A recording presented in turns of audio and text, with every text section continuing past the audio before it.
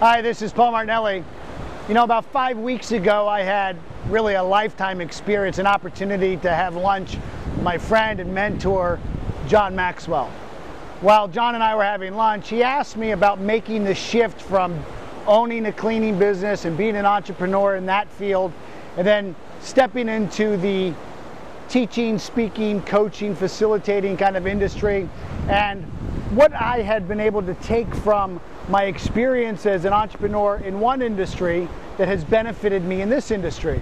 And I thought about it, and I told him, I said, I think the most important thing is that I've matured a lot in my life over the time. When I started my cleaning business, I was 22 years old, and I was new in business, and I was struggling in business.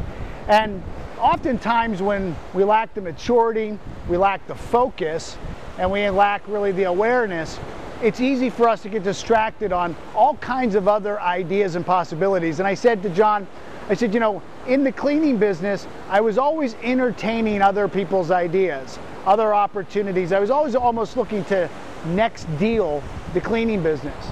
But I've realized that in this business, I am so focused on my purpose that even though I get approached with all kinds of opportunities, you know, recently I was in London, I was in Paris, I was in Romania, spent a day in Hungary, and there were a lot of opportunities that came my way. A lot of people wanted to talk about doing a project together, or maybe a book or a CD program.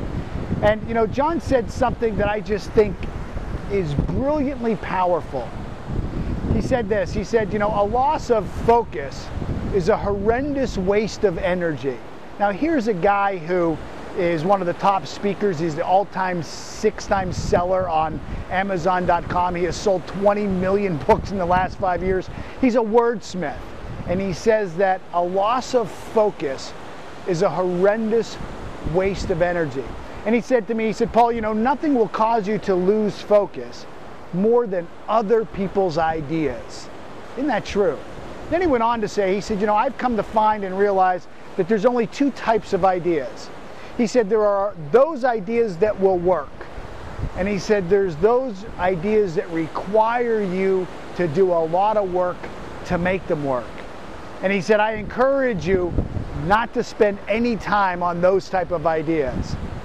You know, that's something that I learned also from, you know, my mentor, Bob Proctor. He said, you know, when you find yourself forcing things to make it happen, he says, force negates. So this weekend, I just ask you to enter into the experiment of your life, to observe all the ideas and maybe lack of focus. As you know, I've been working on a series of CDs called Success Principles, Power Principles, Principles within a learning model of achievement that I'm going to launch in the fall of this year. And one of those principles is focus. So this weekend, enter into the experiment of what are you focusing on? What ideas might be distracting? What ideas are you having to force to happen versus those that allow you to get into the current and ride the wave? Have a great weekend. Be well. Hold your image.